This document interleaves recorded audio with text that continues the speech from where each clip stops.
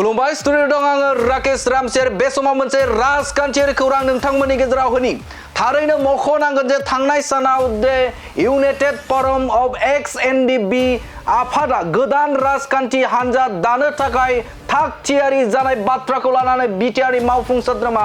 रनजित बसुमतारिया गोख्रों फिनजाथाय होदों। बिथाङा बुंथिदों जे बे समाव बारग' एनडिबिनि मुं लानानै सोरबा सासे सानै खाबु फलान सुबुंफोर बे खाबु फलान सुबुंफोरा एनडिबिनि मुं लानानै बे समाव थार्ड पार्टी थामहिनबा थामथि गोहोनि मदद लानानै बे समाव गोदानै राजखान्थि हान्जा दानो थाखाय सिगांदों होननानै बाथ्रा बुंथिदों बिथां बिटिआरनि मावफुं सोद्रोमा रनजित बसुमतारि बिथाङा। जोंनि बारग' एनडिबिफोरनि मुं लानानै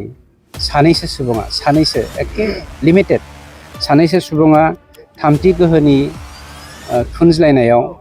मोनसे आलादा पलिटिकेल पार्टी दानायनि थांखि लादों। बिथाङा रोखा बाथ्रा बुंथिदों दे बे समाव एनडिबिनि मुं लानानै सानैसो खाबु फलान सुबुङा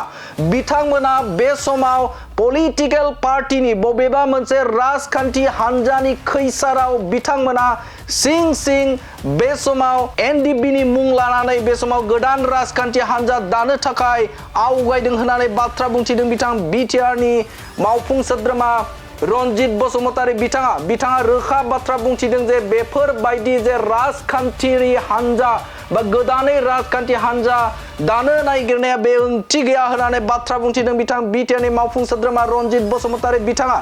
खौरांगिरिया बिथांनि सेराव सोंदोंमोन जे बे समाव एक्स एनडिबिनि बा थामहिनबा एक्स एनडिबिफोरा इउपिपिएल राजखान्थि हान्जायाव खाबु मोनाखै नामा जायनि थाखायनो बे समाव गोदानै राजखान्थि हान्जा दानो थाखाय सिगांदों होननानै सोंथि खालामदोंमोन आरो बे आयदाखौ लानानै बिटिआरनि मावफुं सोद्रोमा रनजित बसुमतारिया फिननाय होदों जे बे समाव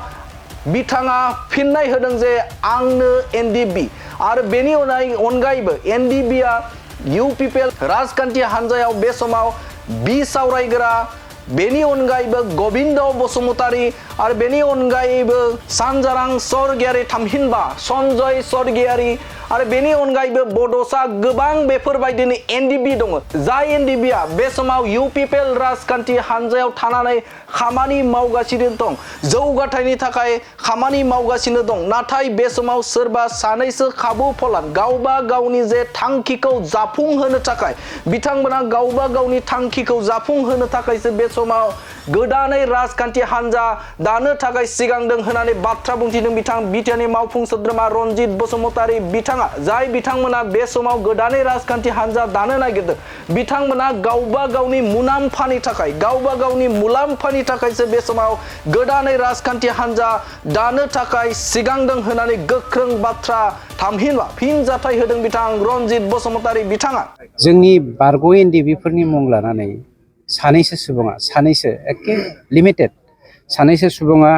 थामथि गोहोनि थुनज्लायनायाव मोनसे आलादा पलिटिकेल पार्टी दानायनि थांखि लादों आरो बे थांखिनि जि मेइन अबजेक्टिभा जादों बिएलटिनि दानाया जादों बिपिएफनो आबसुनि दानाया इउपिपिएलनो बेनिखायनो एनडिबिफोरनि संरैखानि थाखाय